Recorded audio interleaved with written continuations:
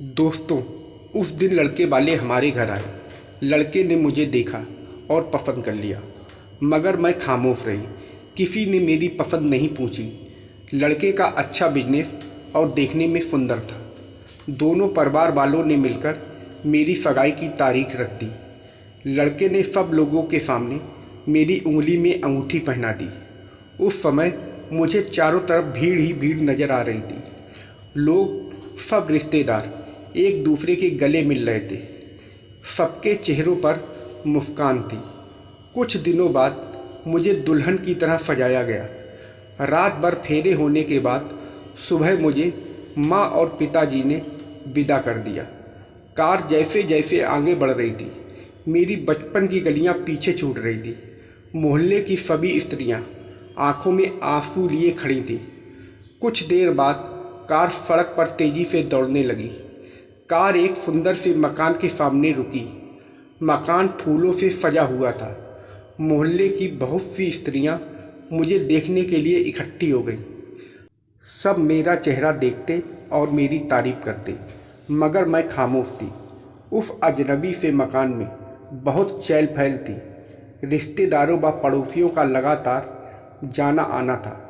मुझे एक पलंग पर बिठा दिया गया। कुछ लोग अपना परिचय देते हुए अपना अपना नाम बता रहे थे, मगर मैं खामोश थी।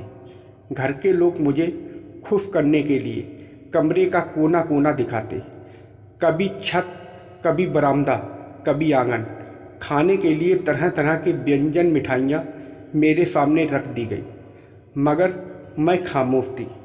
2 दिन बाद घर एकदम शांत हो गया। सब रिश्तेदार जा चुके थे। मुझे एक खूबसूरत सजावट वाले कमरे में ले जाया गया। वहाँ एक पलंग फूलों से सजा हुआ था। वहाँ पर मुझे बिठा दिया गया। रात के 10 बज चुके थे। मुझे कुछ अजीब सा लग रहा था। कोई घुटन सी हो रही थी। लेकिन समाज के बनाए गए नियम और कानून में हर स्त्री को उसकी उम्र में बांध दिया जाता है। मैं ना जाने क्या क्या सोचती रही। रात के 11 बज चुके थे।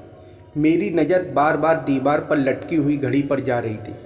बैठे बैठे मेरी आंख लग गई और मुझे नींद आ गई।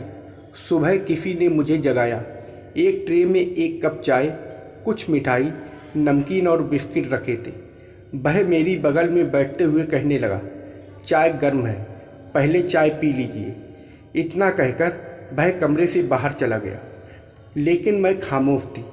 मेरा मन किसी से बात करने का नहीं था। दोपहर हो चुकी थी। एक बड़ी सी टेबल पर घर परिवार के सभी लोग मौजूद थे। सब लोग अपनी अपनी पसंद का खाना खाने में जुटे हुए थे। मेरे सामने जो शख्स बैठा था, जो सुबह मुझे चाय की प्याली दे गया था, उसके चेहरे पर एक मुस्कान थी। तभी एक आवाज़ आई, विशाल भैया ने तो पहले दिन ही हमारे घर की दुल्हन को चाय बनाकर पिलाई है। टेबल पर बैठे सभी लोग विशाल का चेहरा देखने लगे। 3 दिनों तक यही सिलसिला चलता रहा। वह सुबह मेरे कमरे में आते और मुझे चाय देकर चले जाते थे। चौथे दिन मैं पलंग पर अकेली बैठी थी। मुझे बड़ी गुस्सा आ रही थी कि मेरा पति कैसा पति है। मैं इतनी खूबसूरत हूँ, फिर भी वह मेरी बगल में अभी तक 5 मिनट भी नहीं बैठे। कहीं मेरे पति का किसी लड़की के साथ चक्कर तो नहीं है, या मुझे पसंद नहीं करते। 3 दिनों से आखिर वह कहाँ पर रात बिता रहे हैं, ऐसे ना जाने कैसे कैसे सवालों से मेरा मन छलनी हो रहा था। इंतज़ार करते करते रात के पूरे 3 बज चुके थे।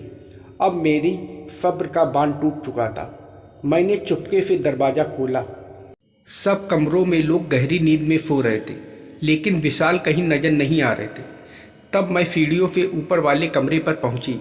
वाइट कमरा था। उसका दरवाज़ा थोड़ा सा खुला हुआ था।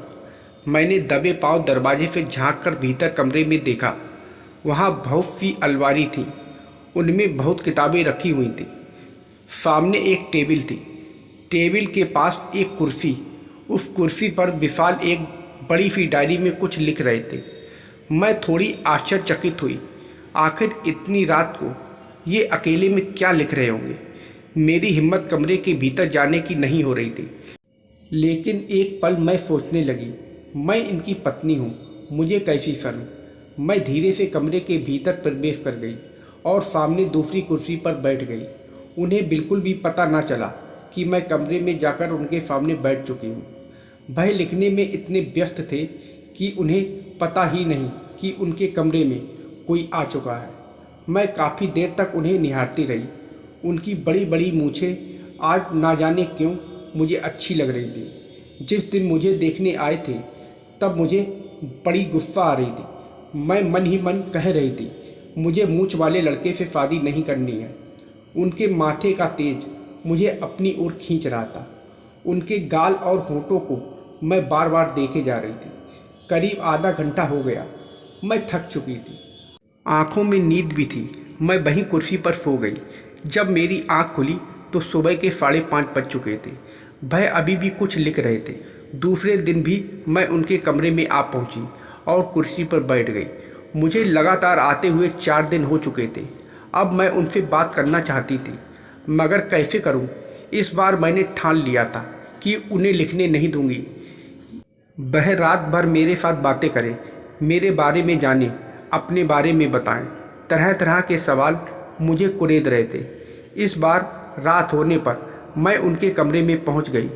वह अभी भी कुछ लिख रहे थे और मैंने अचानक कहा कि अब मैं खामोश नहीं रह सकती। आखिर तुम कैसे इंसान हो, कैसे पति हो? तुम्हें अपनी पत्नी की बिल्कुल भी परवाह नहीं। मैं तुम्हारी पत्नी हूँ और तुम मेरे पति। हमें साथ साथ एक बिस्तर पर होना चाहिए। तब विशाल ने कहा, यह बात तो मुझे भी पता है, लेकिन मैंने तुम्हारा मूड पहले ही दिन पढ़ लिया था, जब मैं अपने माता पिता के साथ पहले दिन तुम्हें देखने आया था। इसलिए मैं तुम पर कोई ज़बरदस्ती या दबाव नहीं बनाना चाहता था। ये विवाह एक प्रेम का बंधन है। इस बंधन में बंधने के लिए दोनों की मंजूरी ज़रूरी है। तब मैं बोली, बस इतनी सी बात थी, मैं कमरे में जा रही हूँ, दरवाज़ा खुला हुआ है। इतना कहते ही उन्होंने मेरा हाथ पकड़ लिया और मुस्कुराते हुए बोले, तुम्हारे इंतज़ार में मैंने 4 किताबें लिख डाली। तो दोस्तों, आप लोगों को यह कहानी कैसी लगी कमेंट करके ज़रूर बताइएगा और वीडियो को लाइक और सब्सक्राइब करना मत भूलिएगा। वीडियो को पूरा देखने के लिए आप लोगों का बहुत बहुत धन्यवाद।